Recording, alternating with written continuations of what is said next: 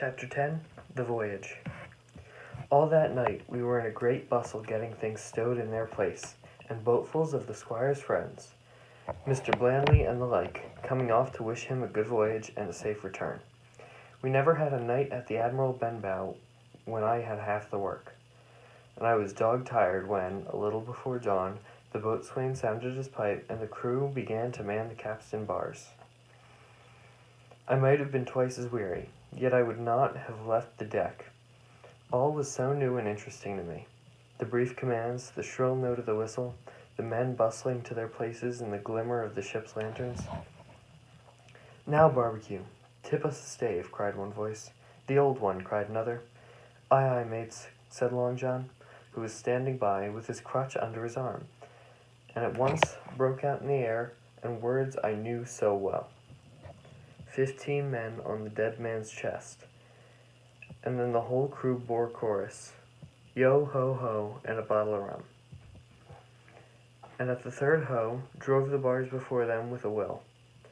Even at that exciting moment, it carried me back to the Admiral Benbow in a second, and I seemed to hear the voice of the captain piping in the chorus. But soon the anchor was shored up. Soon it was hanging dripping at the bows. Soon the sails began to draw, and the land and shipping to flit by the other side, and before I could lie down to snatch an hour of slumber on the Hispaniola had begun her voyage to the Isle of Treasure. I am not going to relate that voyage in detail. It was fairly prosperous. The ship proved to be a good ship.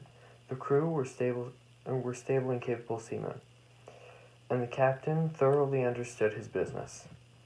But before we came to the length of Treasure Island, 2 or 3 things had happened which required to be known. Mr. Arrow, first of all, turned out even worse than the captain had feared. He had no command among the men, and people did what they pleased with him. But that was by no means the worst of it, for after a day or 2 at sea, he began to appear on the deck with hazy eyes, red cheeks, stuttering tongue, and other marks of drunkenness. Time after time he was ordered below in disgrace. Sometimes he fell and cut himself. Sometimes he lay all day long in his little bunk at one side of the companion. Sometimes, for a day or 2, he would be almost sober, and attend to his work at least passably. In the meantime, we could never make out where he got the drink. That was the ship's mystery. Watch him as we pleased, we could do nothing to solve it, and when we asked him to his face, he would only laugh if he were drunk, and if he were sober, deny solemnly that he ever tasted anything but water. He was not only useless as an officer and a bad influence amongst the men, but it was plain at this rate he must soon kill himself outright. So nobody was much surprised, nor very sorry, when one dark night, with a head sea, he disappeared entirely and was seen no more. "Overboard," said the captain. "Well, gentlemen, that saves the trouble of putting him in irons." But there we were, without a mate, and it was necessary, of course, to advance on one of the men. The boatswain, Job Anderson, was the likeliest man aboard, and though he kept his old title, he served, in a way, as mate. Mr. Trelawney had followed the sea, and his knowledge made him very useful, for he often took a watch himself in easy weather. And the coxswain, Israel Hands, was a careful, wily, old, experienced seaman who could be trusted at a pinch with almost anything. He was a great confidant of Long John Silver, and so the mention of his name leads me on to speak of our ship's cook, Barbecue, as the men called him. Aboard ship, he carried his crutch by a lanyard round his neck, to have both hands as free as possible. It was something to see him wedge the foot of his crutch against the bulkhead and propped against it, yielding to every movement of the ship. Got on with his cooking like someone safe ashore. Still more strange was to see him in the heaviest of weather cross the deck. He had a line or 2 rigged up to help him cross the widest spaces. Long John's earrings, they were called, and he would hand himself from one place to another, now using the crutch, now trailing it alongside by the lanyard, and quickly as another man could walk. Yet some of the men who had sailed with him before expressed their pity to see him so reduced. "He's no common man, Barbecue," said the coxswain to me. "He had good schooling in his young days and could speak like a book when so minded. And brave, a lion's nothing alongside of Long John. I seen him grapple four and knock their heads together. Him unarmed. All the crew respected and even obeyed him. They had a way of talking to each other and doing everybody some particular service. To me, he was unweariedly kind, and always glad to see me in the galley, which he kept as clean as a new pin. The dishes hanging up unburnished, and his parrot in a cage in one corner. 'Come away, Hawkins,' he would say. 'Come and have a yarn with John. Nobody more welcome than yourself, my son. Sit down and hear the news. Here's Captain Flint.' I calls my parrot Captain Flint, after the famous buccaneer. Here's Captain Flint predicting success to our voyage. Wasn't you, Captain?' And the parrot would say, with great rapidity, 'Pieces of 8, pieces of 8, pieces of 8, till you wondered that it was not out of breath, or till John threw his handkerchief over the cage. 'Now that bird,' he would say, 'is maybe 200 years old, Hawkins. They lives forever mostly. And if anybody's seen more wickedness, it must be the devil himself. She sailed with England, the great Captain England, the pirate. She's been at Madagascar, and at Malabar, and at Suriname, and Providence, and Portobello. She was at the fishing up of the wrecked plate ships. It's there she learned pieces of 8, and little wonder, 350,000 of them, Hawkins. She was at the boarding of the Viceroy of the Indies out at Go, she was. And to look at her, you'd think she was just a baby. But you smelt powder, didn't you, Captain?' 'Stand by and go about,' the parrot would scream. 'Ah, she's a handsome craft, she is,' the cook would say, and give her a sugar from his pocket, and then the bird would peck at the bars and swear straight out, passing belief for wickedness. 'There,' John would add, 'you can't touch a pitch and not be mucked, lad. Here's a poor old innocent bird of mine swearing blue fire, and none the wiser, you may lay to that.' She would swear the same, in a manner of speaking, before Chaplain, and John would touch his forelock with a solemn way, and he had made me think he was the best of men. In the meantime, the squire and Captain Smollett were still on pretty distant terms with one another. The squire made no bones about the matter. He despised the captain. The captain, on his part, never spoke but when he was spoken to, and then sharp and short and dry, and not a word wasted. He owned, when driven into a corner, that he seemed to have been wrong about the crew, that some of them were as brisk as he wanted to see, and all behaved fairly well.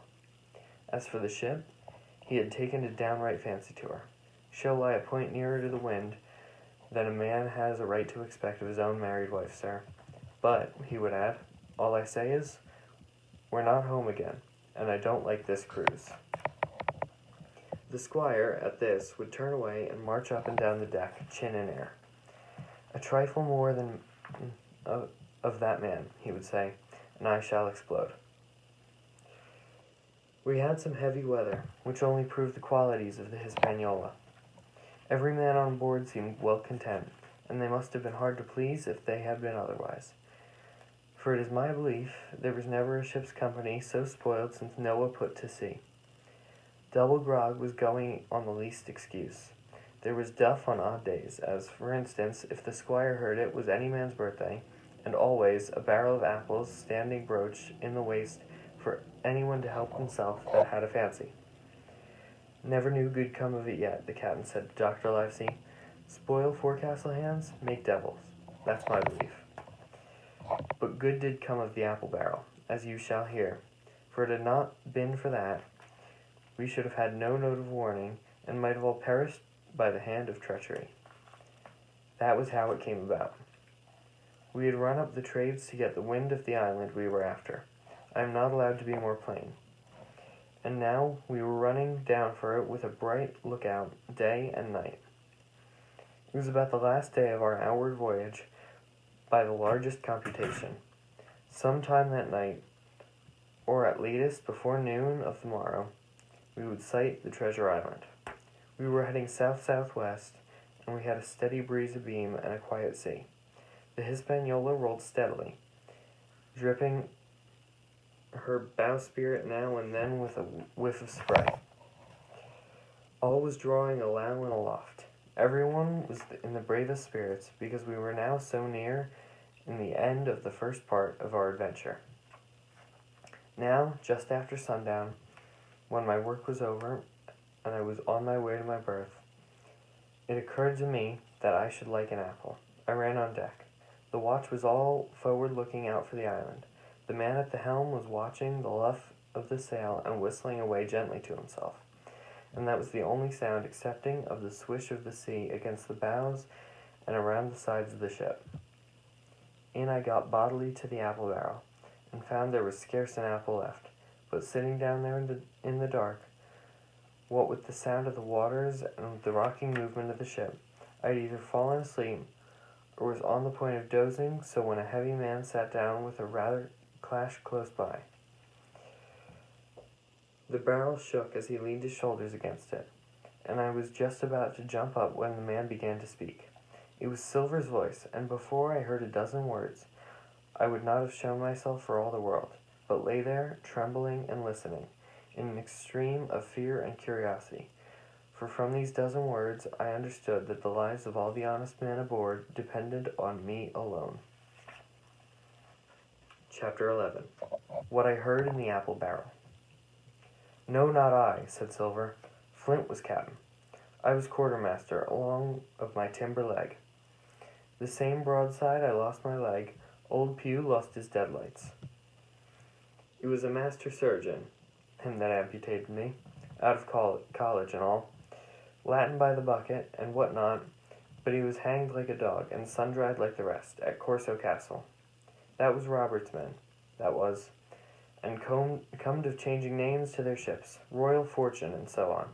Now, what a ship was christened, so let her stay, I says. So it was with the Cassandra, as brought us all safe home from Malabar, after England took the Viceroy of the Indies. So it was with the old Walrus, Flint's old ship, that I've seen amuck with the red blood fit to sink with gold. Ah, cried another voice, that of the youngest hand on board, and evidently full of admiration. He was the power of the flock, was Flint. Davis was a man too, by all accounts, said Silver. I never sailed along of him. First with England, then with Flint. That's my story.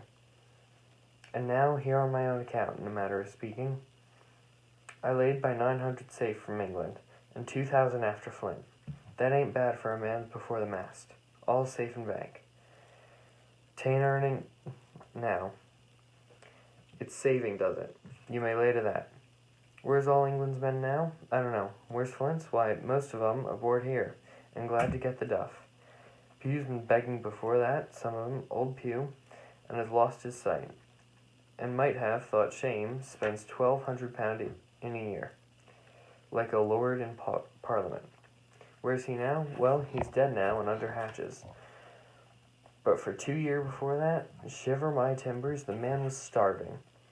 He begged, and he stole, and he cut throats, and starved at that, by the powers. Well, it ain't much use, after all, said the young seaman. 'Tain't much use for fools, you may lay to that. That, nor nothing, cried Silver. But now, you look here. You're young, you are. But you're as smart as paint.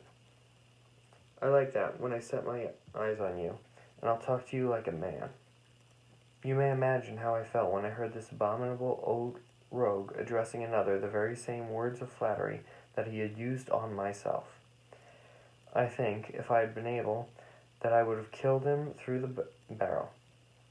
Meanwhile, he ran on, little supposing he was overheard. Here it is about gentlemen of fortune. They lives rough, and they risk swinging, but they eat and drink like fighting cocks. And when a cruise is done, why, it's hundreds of pounds instead of hundreds of farthings in their pockets. Now the most goes for rum and a good fling, and it's to sea again in their shirts. But that's not the course I lay. I puts it all away, some here, some there, and none too much anywheres, by reason of suspicion. I'm 50, mark you, Once back from this cruise, I'll set up a gentleman in earnest. Time enough too, says you. Ah, but I've lived easy in the meantime.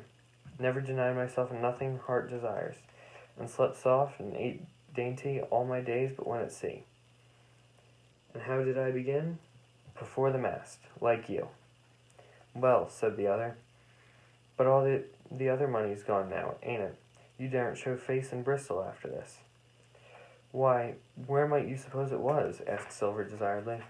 At Bristol, in banks and places, answered his companion. It were, says the cook. It were when we weighed anchor. But my old missus has it all by now, and the spyglass is sold. Lease and good well and raking, and the old girl's off to meet me. I would tell you where, for I trust you, but it'd make jealousy among the mates. And can you trust your missus? Said the other. Gentlemen of fortune, returned the cook, usually trust little among themselves, and right they are. You may lay to it. But I have a way with me, I have. When a mate brings a slip on his cable, one as knows me, I mean, it wouldn't be the same world with old John. There were some that feared of Pew, and some that feared of Flint. But Flint, his own self, was feared of me. Feared he was, and proud. They was the roughest crew afloat, was Flint's. The devil himself would have been feared to go to sea with them. Well, now, I tell you, I'm not a boasting man, and you've seen yourself how easy I keep company. But when I was quartermaster, lambs wasn't the word for Flint's old buccaneers. You may be sure yourself in John's ship. Well, I tell you now, replied the lad. I didn't half a quarter like the job till I had this talk with you, John, but there's my hand on it now. And a brave lad you were, and smart too, answered Silver, shaking hands so heartily that all the barrel shook, and a finer figurehead for a gentleman of fortune I never clapped my eyes on. By this time I had begun to understand the meaning of their terms. By a gentleman of fortune they plainly meant neither more nor less than a common pirate. And the little scene that I had overheard in my last act of the corruption of one of those honest hands, perhaps the last one left aboard. But on this point I was about to be relieved. For Silver, giving a little whistle, a third man strolled up and sat down by the party. Dick Square, said Silver. Oh, I know Dick was square, returned the voice of the coxswain, his real hands. He's no fool, is Dick. And he turned his quid and spat. But look here, he went on. Here's what I want to know. Barbecue, how long are we going to stand off and on like a blessed bumboat? I've had almost enough of Captain Smollett. He hazed me long enough, my thunder. I want to go into that cabin, I do, and I want these pickles and wines and that. Israel, said Silver, your head ain't much account, nor ever was, but you're able to hear. I reckon, leastways, your ears is big enough. Now here's what I say. You'll berth forward, and you'll live hard, and you'll speak soft, and you'll keep sober till I give the word. And you may lay to that, my son. Well, I don't say no, do I? Growled the coxswain. When I say is when. That's what I say. When? By the powers, cried Silver. Well, now, if I want you to know, I'll tell you when. The last moment I can manage, and that's when. Here's a first-rate seaman, Captain Smollett. Sails the blessed ship for us. Here's this squire and doctor with a map and such, and I don't know where it is, do I? No more do you, says you. Well then, I mean this squire and doctor shall find the stuff and help us get it aboard, by the powers. Then we'll see. I was sure of all you sons of double Dutchmen. I'd have Captain Smollett navigate us halfway through back then before I struck. Why, we're all seamen aboard here, I should think, said the lad Dick. We're all forecastle hands, you mean, snapped Silver. We can steer a course, but who's to set one? That's what all you gentlemen split on, first and last. If I had my way, I'd have Captain Smollett work us back to the trades at least. Then we'd have no blessed miscalculations and a spoonful of water a day.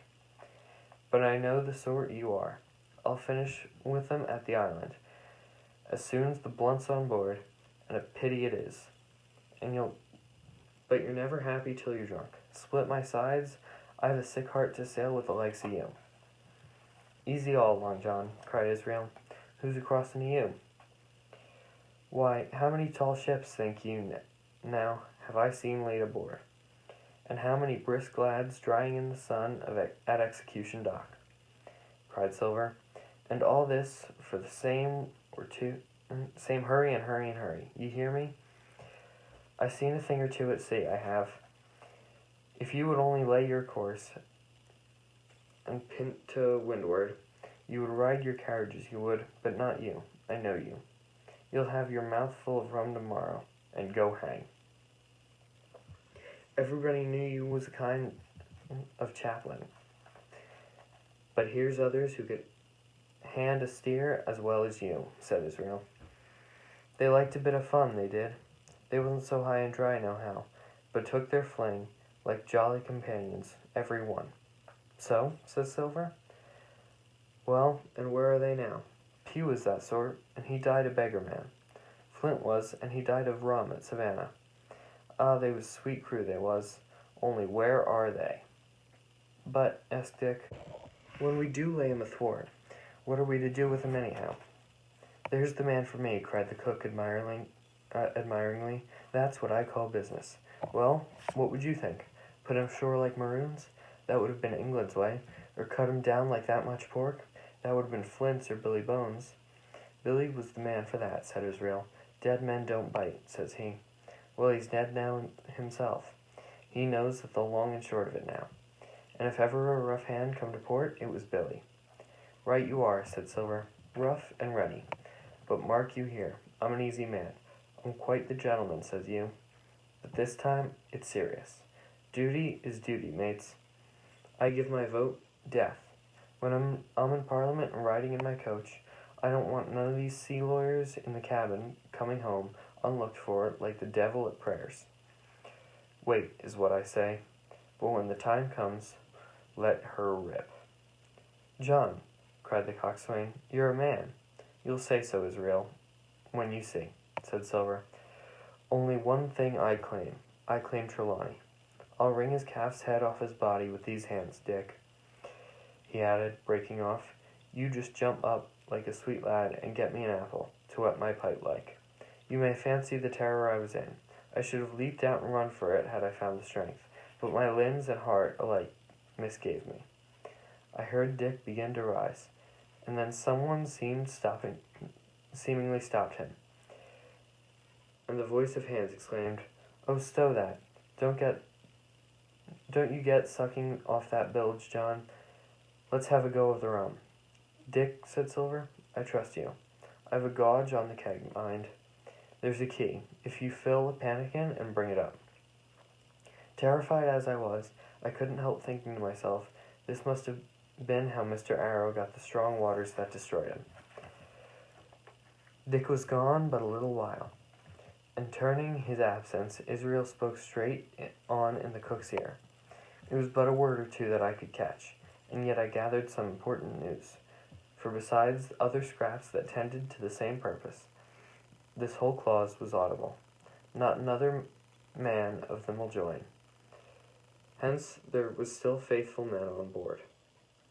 When Dick returned, one after another of the trio took the pannikin and drank. One to luck, another with a here's to old Flint, and Silver himself sang, in the kind of song, here's to ourselves, and hold your luff, plenty of prizes and plenty of duff. Just then a sort of brightness fell upon me in the barrel, and looking up I found the moon had risen and was silvering the mizzen top and shining white on the luff of the foresail, and at almost the same time the voice of the lookout shouted, Land ho! Chapter 12. Council of War. There was a great rush of feet across the deck. I could hear people tumbling up from the cabin on the forecastle, and slipping in an instant outside my barrel.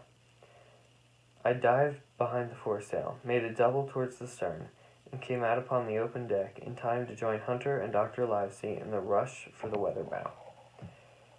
Their all hands were already congregated. A belt of fog had lifted almost simultaneously with the appearance of the moon. Away to the southwest of us, we saw two low hills, about a couple of miles apart, and rising behind one of them, a third and higher hill, whose peak was still buried in the fog. All three seemed sharp and conical in figure. So much I saw, almost in a dream, for I had not yet recovered from my horrid fear a minute or two before. And then I heard the voice of Captain Smollett issuing orders. The Hispaniola was laid a couple of points nearer the wind, and was now sailed a course that would just clear the island on the east. "And now, men," said the captain, when all was sheeted home, "has any one of you seen that land ahead?" "I have, sir," said Silver. "I've watered there with a trader I was cooking. The anchorage is on the south, behind the islet." "I fancy?" asked the captain. "Yes, sir. Skeleton Island, as they call it.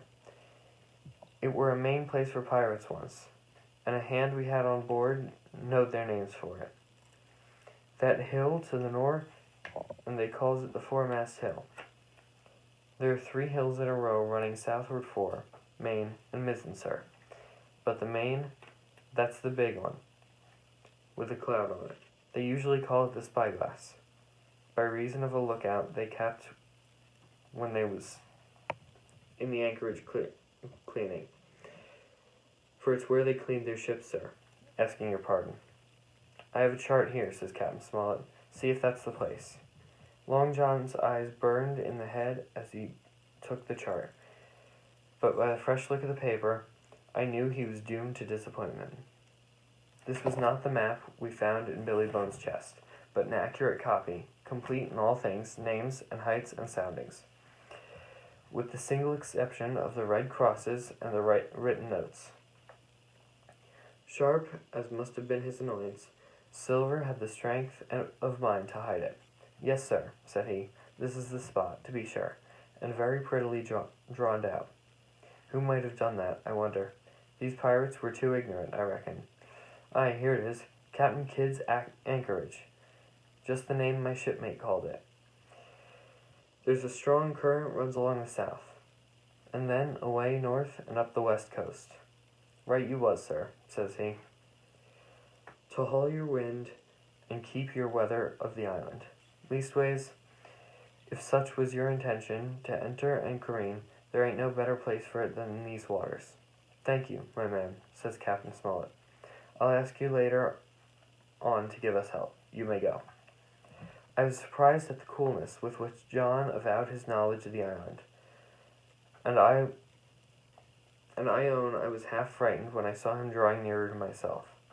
He did not know, to be sure, that I overheard his counsel from the apple barrel, and yet I had by this time taken such a horror of his cruelty, duplicity, and power that I could scarce conceal a shudder when he laid his hand upon my arm.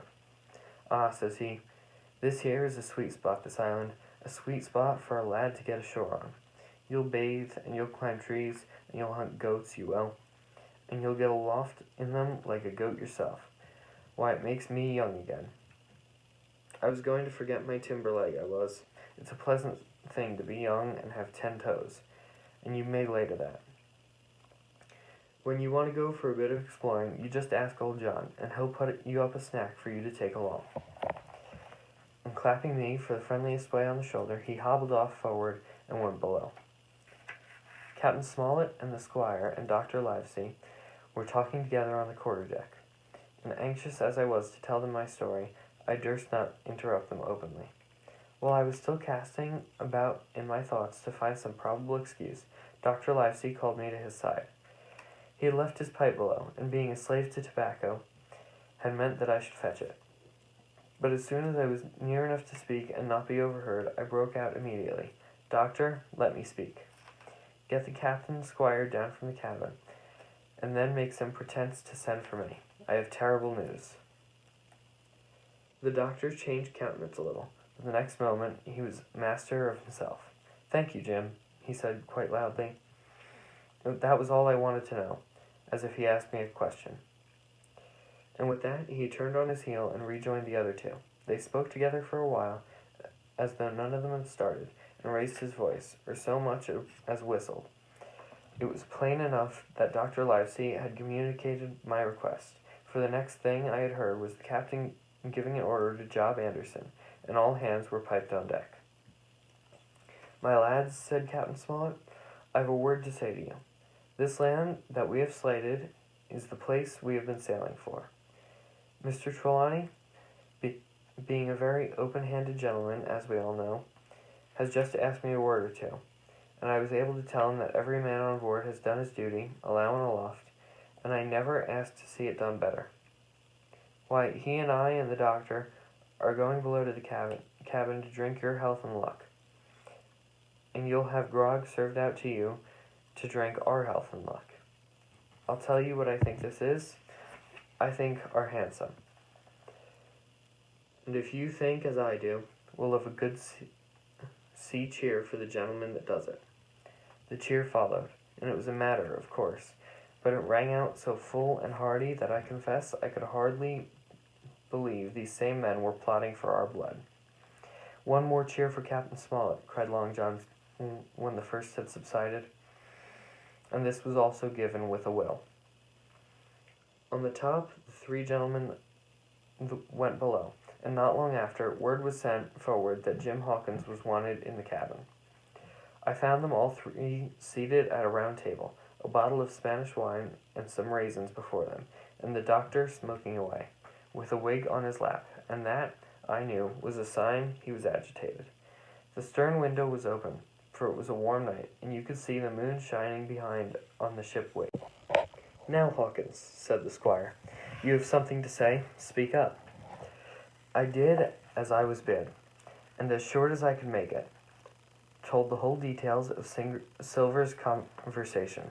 Nobody interrupted me till I was done, nor did any one of the three of them make so much as a movement, but they kept their eyes upon my face from first to last.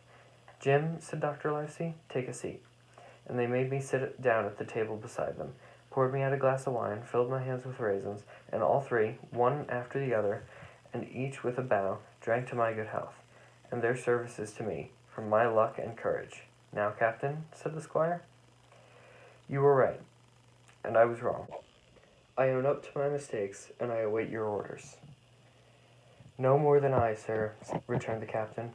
"I never heard of a crew that meant for mutiny but what showed signs before, for that any man had eye in his head to see the mischief, and steps according. But this crew," he added, "beats me." "Captain," said the doctor, "with your permission, that's Silver, a very remarkable man." "He looked remarkably well for a yardarm, sir," returned the captain, "but this is talk. This don't lead to anything. I see 3 or 4 points, and with Mr. Trelawney's permission, I'll name them. You, sir, are the captain. It is for you to speak," says Mr. Trelawney grandly.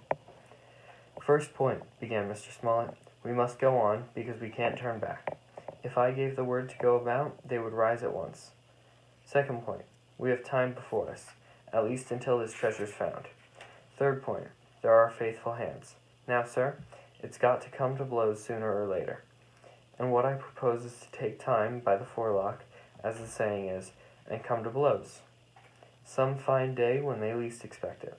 We can count, I take it, on your own home servants, Mr. Trelawney." "As upon myself," declared the squire. 3, reckoned the captain. "Ourselves make 7, counting Hawkins here. How about the honest hands?" "Most likely Trelawney's own men," said the doctor. "He had those picked up for himself before he lit on Silver." "Nay," replied the squire, "Hands was one of mine." "I did think I could have trusted Hands," added the captain. "And to think that they're all Englishmen," broke out the squire. "Sir, I couldn't find it in my heart to blow the ship up." "Well, gentlemen," said the captain, "the best I could say is not much. We must lay to, if you please, and keep a bright lookout. It's trying on a man, I know. It would be pleasanter to come to blows, but there's no help for it until we know our men. Lay to, and whistle for a wind. That's my view. Jim here," said the doctor, "can help us more than anyone. The men are not shy with him, and Jim is a noticing lad. Hawkins, I put prodigious faith in you," added the squire. I began to feel pretty desperate at this, for I felt altogether helpless, and yet, by an odd train of circumstances, It was indeed through me that safety came. In the meantime, talk as we pleased, there were only 7 out of the 26 of whom we knew we could rely. And out of these 7, one was a boy, so that grown men on our side were 6 to their 19.